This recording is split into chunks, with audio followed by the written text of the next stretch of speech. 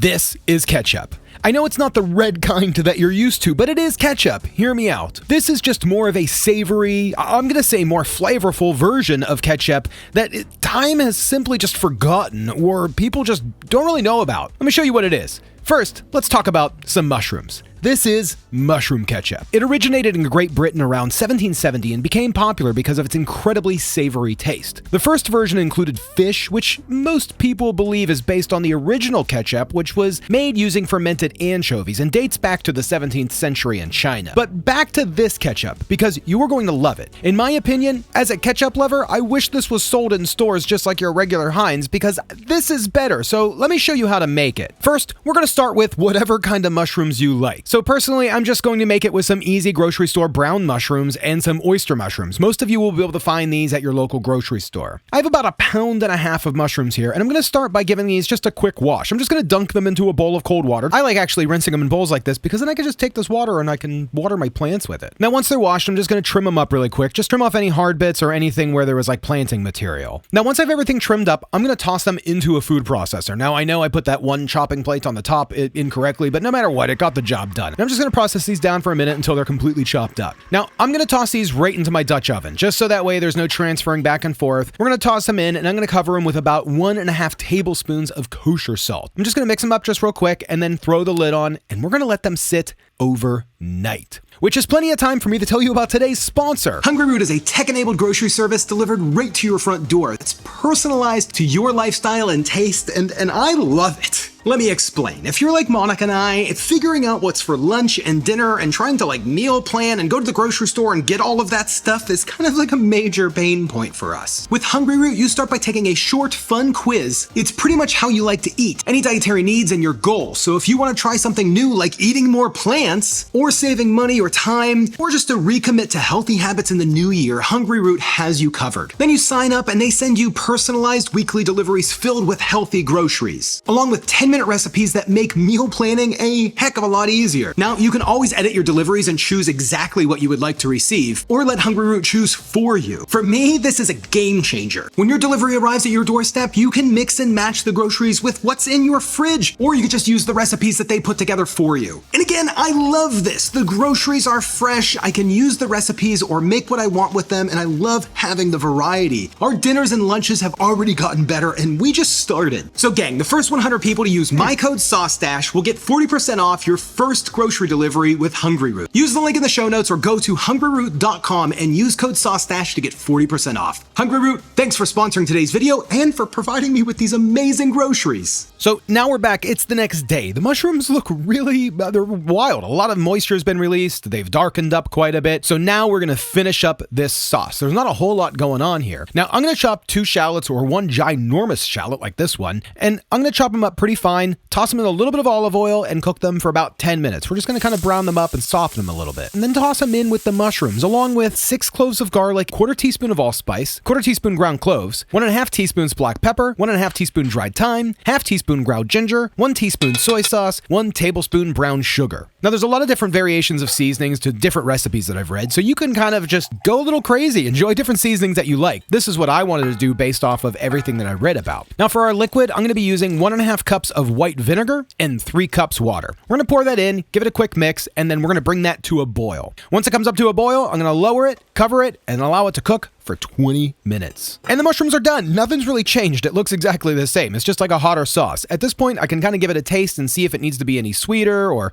what it needs. You're not going to be able to tell that much because it's hot, so the vinegariness is going to really come out. So now what we're going to do is just pour these through a strainer, allow the water to drip out, but then we're going to take the remaining broth and throw it back into the Dutch oven, bring the heat back up, and allow that to cook down to about half. Once the mushrooms are cool enough to handle, I'm going to throw them into a milk bag. This is actually a Vietnamese coffee bag that I've used for making nut milks for a long time. It works really well, but you could just use cheesecloth or anything that you've got. Milk bag works. And I'm just going to squeeze out these mushrooms, trying to get out as much of the juice as possible. Once we have those all squeezed out, I'm going to toss them into a blender, Throw the remaining liquid into the Dutch oven, allow that to cook down, and then we're just going to start pulsing these mushrooms to get them to like kind of like a finer mushroom paste. It's kind of a pain. You're going to have to do a lot of pulses and a lot of like reconfiguring with the blender. You can use a food processor here if you want, but you're probably going to want to use a high-powered blender to get this really silky smooth, like ketchup. Once the sauce is reduced to about half, I'm just going to go ahead and pour that into a bowl, and then we're going to start scooping in about a quarter cup at a time in the beginning. You can see here it's still really chunky. This is not ketchup whatsoever.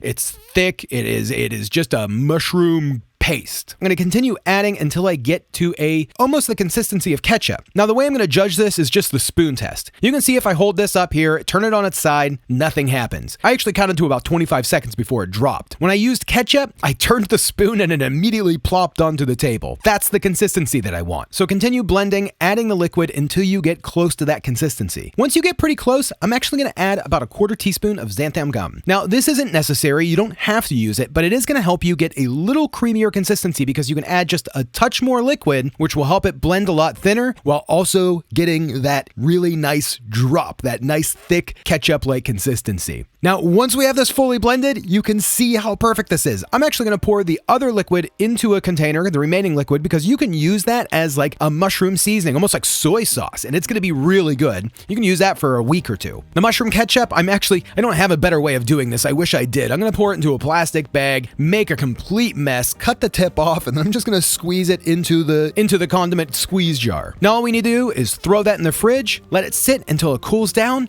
and now let's see what Monica has to say. I ordered a few plant-based cheeseburgers and fries from a local burger joint here, and we're going to give them a try. This is our lunch today. No ketchup, no mayo on these things, just Violife cheese. I think they're Impossible Burgers. Blah, it's okay. Top on some of this mushroom ketchup. I mean, look at it. This looks like ketchup. I'm sorry. I mean, Yeah. it's good. It's good and actually more flavorful. Like it's a better like burst of flavor and savory. And I really love it. Yeah, it's hard to tell on the burger.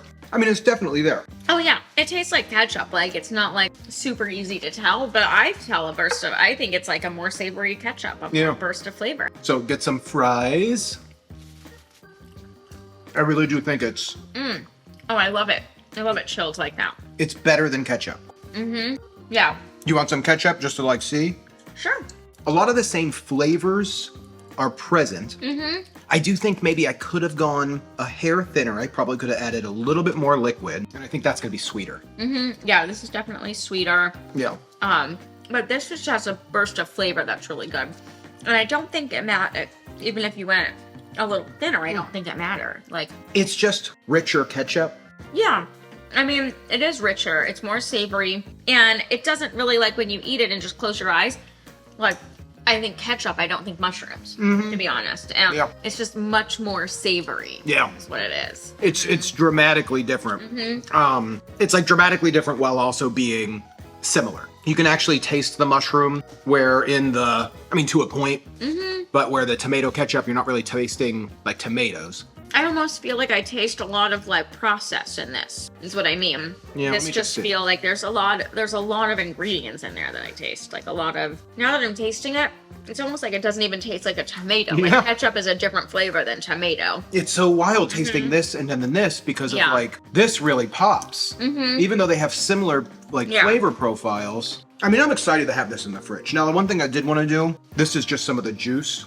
Could you grab a handful of fries? I just want you to have like how like, people pour vinegar on their fries, you know?